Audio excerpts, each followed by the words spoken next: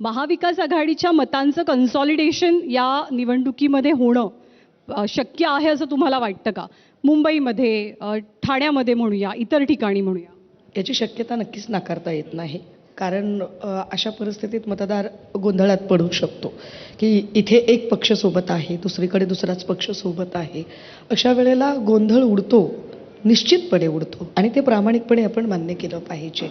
परंतु मला असं वाटतं की प्रत्येकाचं काम करतानाचं एक अधिष्ठान असतं.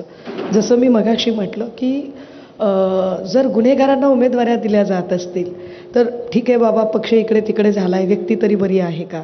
पण गुन्हेगाराला उमेदवारी दिली तर कसं काय लोक त्याला मतदान करणार आहेत?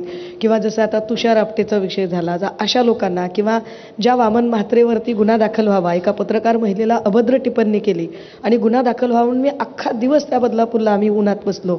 त्याच वामन म्हात्रेंच्या पत्नी आता निवडणुकीच्या रिंगणात जर उभ्या राहिल्या तर लोकांनी कसा विचार करायचा?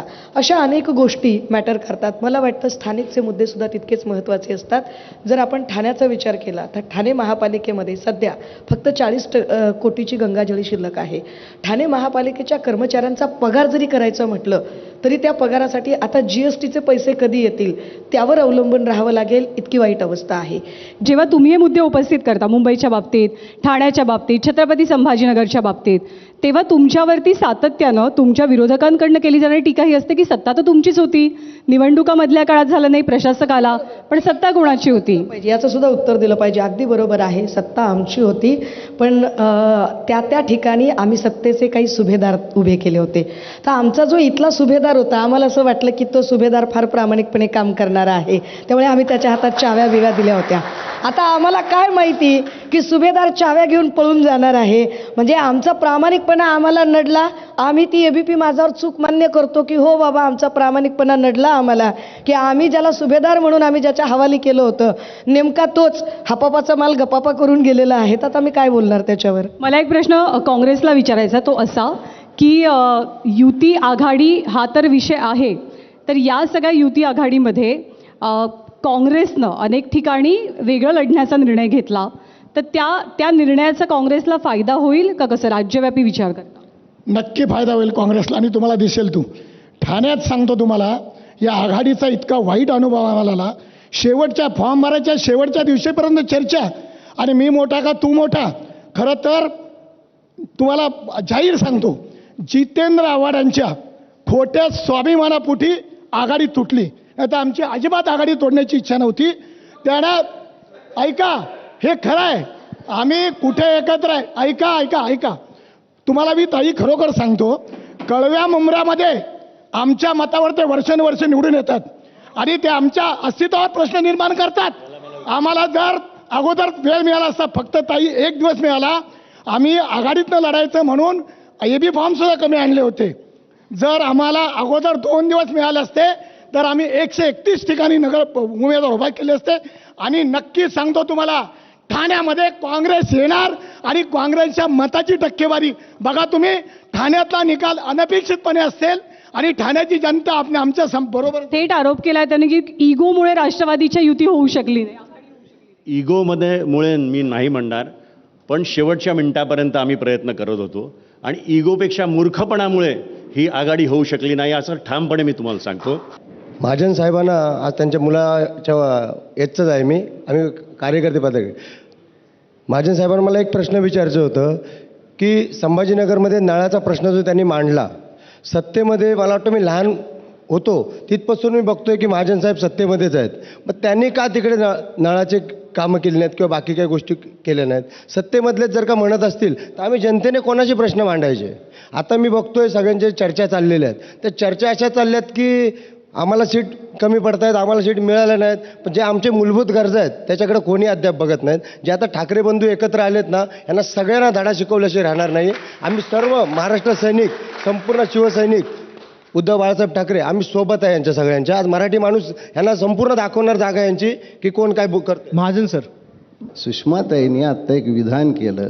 ज्या सुषमाताई उठता बसता आंबेडकराच्या संविधानाचे गुणगान गातात, त्यांनी काय वाक्य केलं, आम्ही इथे एक सुभेदार नेमला. म्हणजे अजूनही तुम्ही त्या सरंजामशाही पद्धतीतून बाहेर आला नाहीत. आम्ही राजे आहोत, आम्ही राज्य करण्यासाठी जन्माला आलेलो आहोत. आमच्या घरात पाळण्यातलं मूल देखील नेता होतं. सुभेदार जोपर्यंत तुमचे घरं भरत होता तोपर्यंत तो चांगला होता. आणि त्याचा स्वाभिमान जागा झाला की तुम्ही अशा पद्धतीने हिणवता काय? म्हणून कृपया मी मगाच सांगितलं की प्रकाश महाजनचा इतिहासाचा अभ्यास चांगला, मी बाकीच्या विषयात खूप कच्चा आहे, पण इतिहास काढायला लावू नका. तो सुभेदार होता तर त्याच्या मागं 50 बाकीचे सुभेदार काय गेले याचा विचार करा. 54 नगरपालिका आल्यात, तुम्ही 9 वर आलात याचाही विचार करा. आत्ता ज्यांनी प्रश्न उपस्थित केला ते आपल्या पूर्वाश्रमीच्या पक्षाचे प्रतिनिधी होते. त्यांनी खूप ठाम विश्वास व्यक्त केला की ठाकरे बंधू एकत्र आलेले आहेत आणि ठाकरे बंधू मॅजिक घडवणार, जादू दाखवणार आणि सगळं चित्र पालट. हे पहा, मी पहिला माणूस असा आहे ज्यांनी यांना सांगितलं तुम्ही एकत्र या. त्याची मी शिक्षा काय भोगली या बिचाऱ्याला नाही सांगणार. आपल्या ग्रामीण भागात म्हण आहे की 2 भावाच्या वाटण्यामध्ये कधी जाऊन येऊन 2 भावाचा सुलानामाही कधी करू नये, कारण जो वाटणी करतो, जो सुलानामा करतो तोच सगळ्यात वाईट होतो. म्हणून मी म्हणलं ना की भाऊ एकत्र आले, अत्यंत चांगली गोष्ट, मी त्यावेळेस सुद्धा म्हणलेलो आहे. पण तुमच्यासाठी म्हणून मराठी माणसाला वेटीला धरू नका. मराठी माणसाचे इथं नेते खूप आहेत, तुम्ही एकटेच नाही आहेत.